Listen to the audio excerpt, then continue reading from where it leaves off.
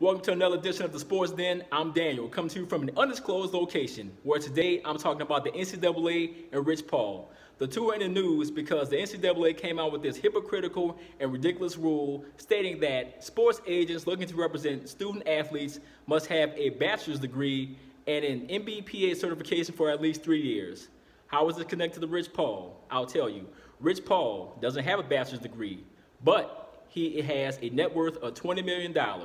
He has 12 NBA clients that he represents as a sports agent, which include LeBron James, Draymond Green, and Anthony Davis.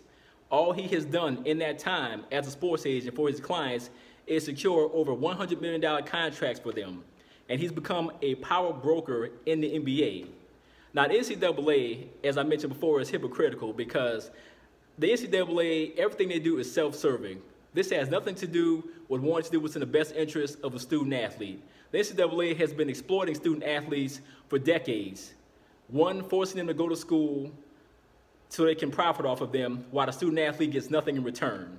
And they also have this ridiculous run and done rule which forces the student athlete to go to college for at least 1 year so the university and the NCAA can make millions off of them while, again, the student athlete gets nothing. It's exploitative and it's control. Rich Paul, as a sports agent, is trying to let these student athletes know what their options are. They could even bypass going to college and go overseas where they can get paid for a year, for a gap year, if you will, and just come back and reapply for the NBA draft then. But see, the NCAA is just like a lot of entities out here, where you have a successful black man, prominent, successful, and rich, like Rich Paul, making the kind of moves that he's doing, threatening the establishment and status quo. The NCAA wants to move the finish line because they just want to make it harder for black men and other people of color to come up and succeed. And the NCAA, again, won't even do anything to benefit the student athlete. Everything is self-absorbed and self-absolved. And the NCAA just looks flat out overtly racist with this rule because this is what it is. The reason I say that is because the NCAA was not even thinking about these stipulations, these conditions for student athletes and sports agents in particular until Rich Paul became the power broker that he's become over the past couple of years as a sports agent. And Rich Paul is trying to empower these student athletes to know their options if it's not college, and is trying to get these guys paid to make it to the next level.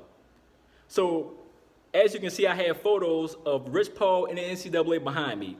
What you will see occasionally on the Sports Den is I'll do what's called a wall of fame and a wall of shame.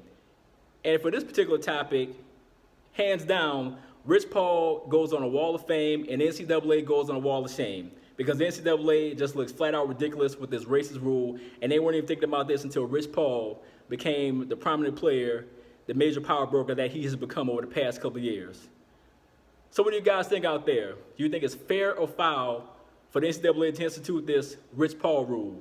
Let me know what you think out there. Leave your comments below. We'll do it next time, and I'm out.